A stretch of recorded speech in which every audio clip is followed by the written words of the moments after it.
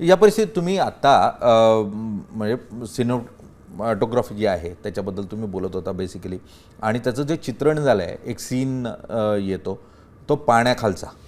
मुळात तिथे तुम्ही जर कॅमेरामन आपण बोलत होतो त्याला तुम्ही सांगितलं कॅमेरामन तुमच्याबरोबर पाण्याखाली ते शूट करण्यासाठी जात होता, तर तो अनुभव कसा होता की अंडर वॉटर शूट करण्याचा? चांगला होता. म्हणजे मी काहीही अगदी खरं सांगायचं प्रांजळपर्यंत मी सुबोधच्या या फिल्मसाठी, या दशावतारसाठी आणि बाबुल मेस्त्रीसाठी मी काहीही करायला तयार होतो. बरं, तो काय मला अगदी जीवावर उदारून जसं काही करायला सांगितलं नाही, पण जंगलातलं पळापळ तो मला चॅलेंज देतो. हा तांडेल म्हणजे सरपंच रवी काळेने काम केलं ते, की म्हणजे मुलाला नोकरी देणं म्हणून त्याची मनधरणी करतो. तर तो म्हणे मी तुझं काही करीन तुझ्यासाठी. काही करशील तर माझ्यावर रेस लाव बघू पाण्यात, आणि मी बुडी मारतो पाण्यात. तर हे सगळं जे होतं ना ते मला स्वतःला स्विमिंग येतं बऱ्यापैकी, अर्थात स्विमिंग टँकमध्ये, समुद्रात वगैरे नाही. की कुठली खाडीबिडी मी पोलेल नाही आहे रेकॉर्ड करत, पण येतं. त्याच्यामुळे मला असं वाटलं की मी करू शकेन हे.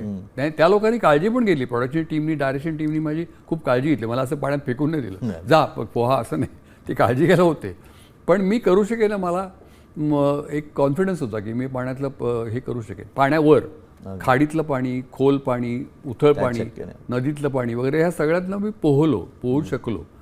तर मला स्वतःला असं वाटतं की तुम्हाला जर कौशल्य असेल, त्याचं कौशल्य एखाद्या नटाला जर एखाद्या गोष्टीतलं असेल तर कौशल्य नसल्याची ॲक्टिंग किंवा अभिनय हा जास्ती परिणामकारक रीतीने करू शकतो.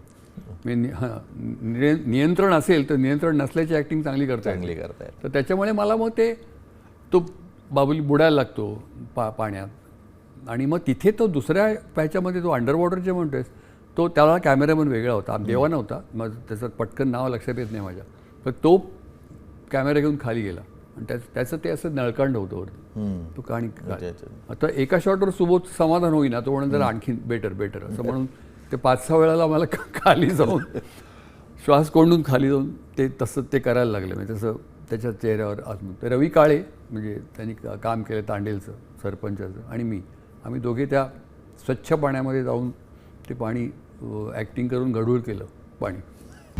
आता isakal.com आहे देशातील नंबर 1 ची मराठी न्यूज वेबसाईट. प्रत्येक अपडेटसाठी isakal.com ला नक्की भेट द्या.